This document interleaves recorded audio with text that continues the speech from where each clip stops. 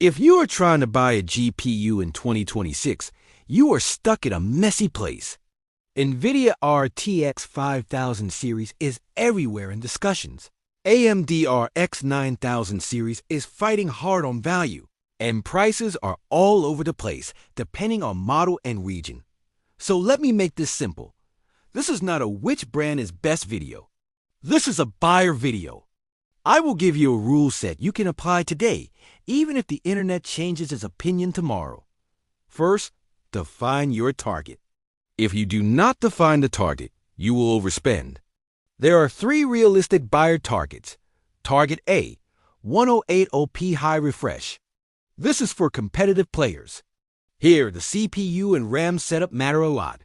You can buy a strong GPU and still feel stutter because your platform cannot feed frames fast enough. Target B, 144p high settings. This is where most people should be. It looks sharp, it feels smooth, and you get the best value per dollar if you buy smart. Target C, 4K. This is where you pay for stability. 4000 is not just more pixels.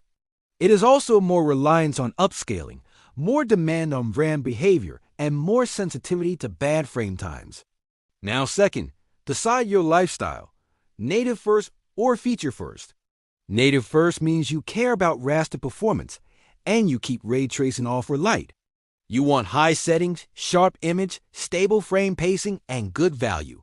Feature first means you actually use upscaling, and you sometimes push ray tracing. You want the cleaner supported pipeline in your games. That is where ecosystem matters. Now here is the third piece buyers ignore: total system costs. A GPU upgrade can quietly force you into a PSU upgrade, airflow changes, and even noise problems. If your case is a glass choke box and your intake is weak, you can buy a monster GPU and it will run hot, loud, and throttle. That is not a GPU problem. That is a build problem. So before you pick a GPU, check 3 basics. Do you have a quality PSU with headroom? Does your case have real intake airflow? And is your RAM in dual channel with a correct profile enabled?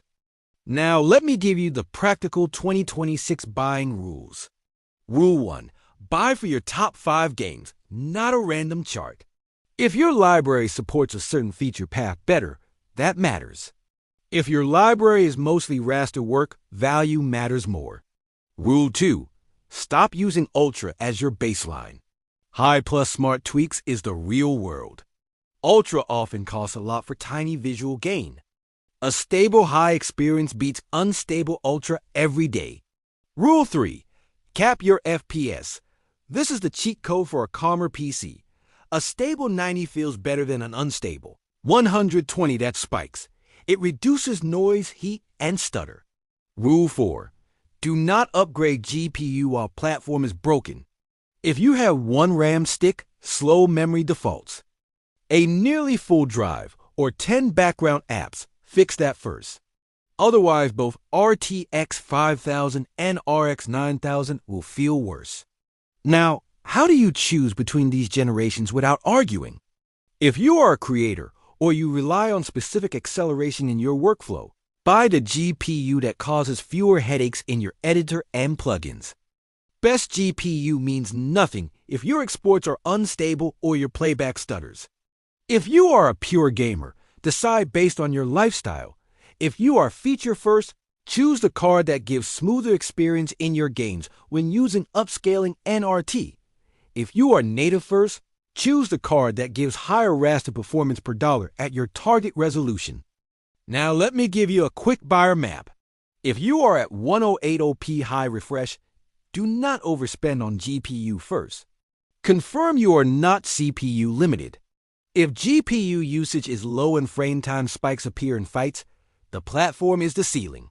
If you are at 144p, this is where both ecosystems can make sense. You should choose the card that fits your top games and your preferred settings habits. If you are at 4K, choose based on stability and the upscaling pipeline you trust in your library.